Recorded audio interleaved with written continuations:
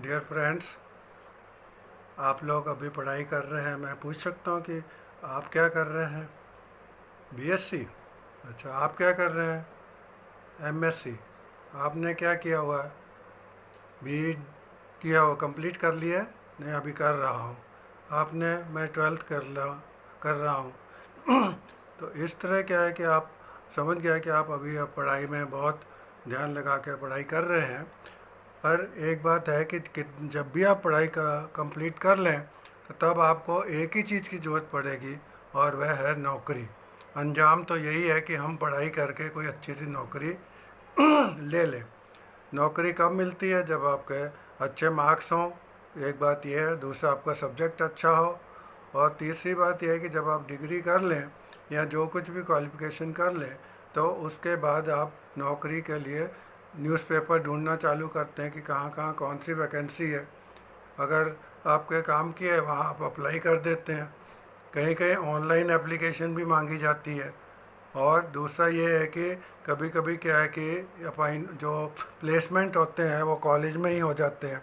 तो उसमें भी आप सेलेक्ट हो गए तो आपकी पढ़ाई का खर्चा भी उसमें इन्वॉल्व हो जाता है।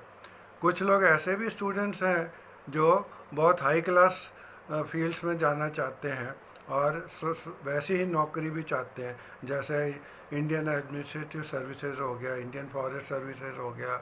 इस तरह की नौकरी के लिए क्या है कि आपको अपनी डिग्रियां कंप्लीट करने के बाद भी ट्रेनिंग इंस्टीट्यूट ज्वाइन करना पड़ता है। और ट्रेनिंग इंस्टीट्यूट ज्वाइन करने के लिए स्किल डेवलपमेंट होती है उसमें, कि किस तरह से आप ज़्यादा से ज़्यादा मार्क स्कोर कर सकते हैं। अकेली एक बात नहीं रहती कि आपको ज़्यादा मार्क्स लेने हैं। सबसे बड़ी बात यह है कि ऑल इंडिया बेसिस होने के कारण आपको ये पूरे कंपटीशन में ऊपर आने के लिए कि आप सिलेक्शन ग्रेड में आ जाएं तो हाईएस्ट मार्क्स स्कोर करने पड़ते हैं।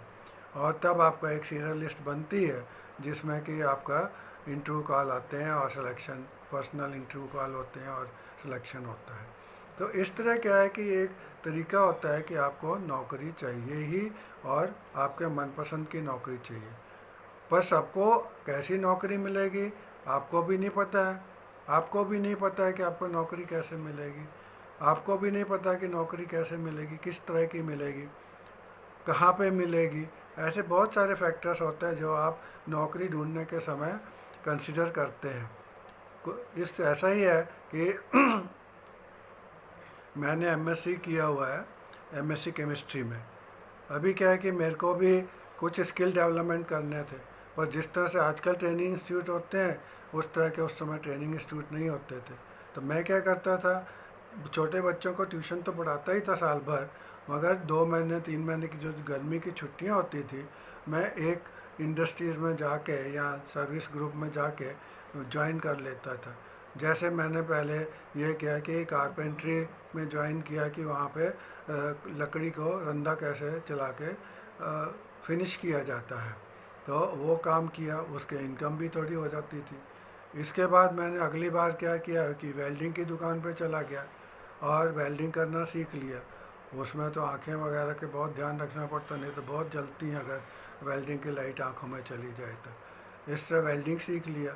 उसके अगली बार मैंने लेथ मशीन चलाने का सीख लिया ताकि लेथ मशीन पे काम कर सकूं।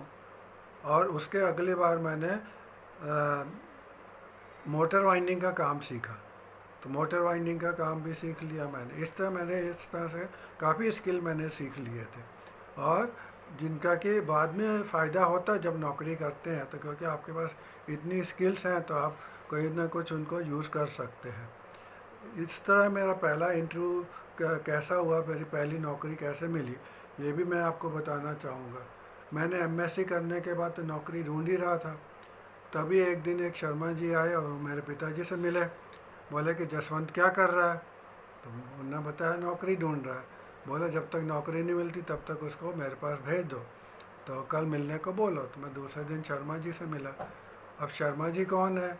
ये हमारे 8वीं से लेके 11वीं तक जो थी क्लासेस, उसमें हम लोग को फिज़िक्स पढ़ाया करते थे। और उनसे मैं मिला तो उन्होंने बोला कि उस स्कूल के प्रिंसिपल से मिल लो। वो स्कूल कौन सा था?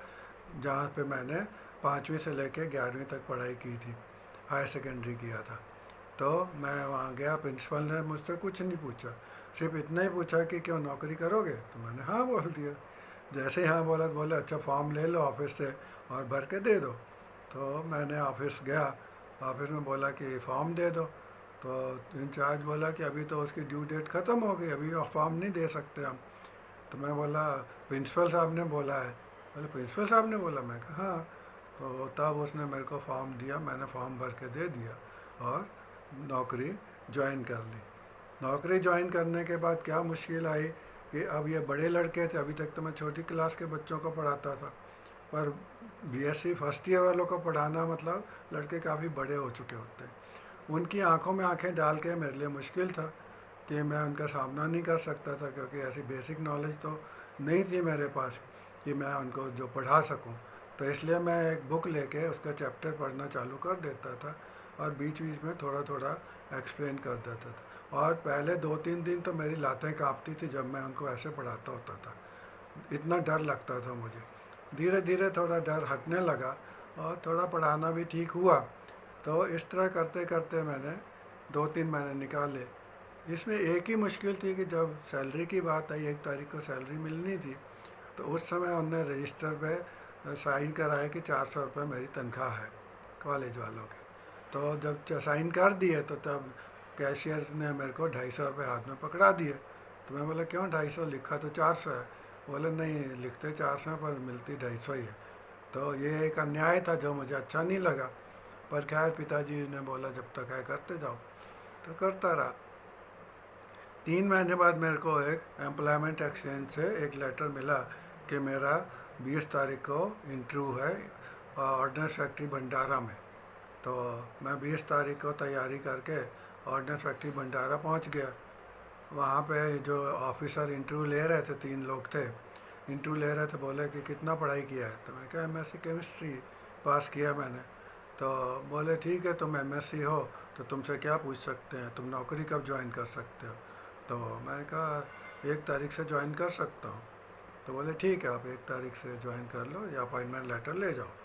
तो उनने अपॉइंटमेंट लेटर, बोले ठीक है हम घर भेज देंगे। अपॉइंटमेंट लेटर जब घर आया तो ज्वाइन करने को चले गए। जब बाद में पता लगा कि मैंने JSA 1 के लिए इंटरव्यू दिया था और उनने मेरे को अपॉइंट किया है JSA 2 के लिए, जो कि लोअर ग्रेड था। और आपको हैरानी होगी कि पूरी फैक्ट्री में मैं अकेला एमएससी था, तब भी उनने मेरे को लोअर पोस्ट दी। तो इस तरह ये मेरे को वो अच्छा नहीं लगा, मूड तो ख़राब हो गया था, पर पिताजी के डर से नौकरी करनी ही पड़ी कि क्योंकि गवर्नमेंट नौकरी थी, इसलिए मैं नौकरी पे लगा रहा। और बाद में मेरे को कैसे मेरी दूसरी नौकरी लगी ये मैं आपको अगले एपिसोड में बताऊंगा। धन्यवाद।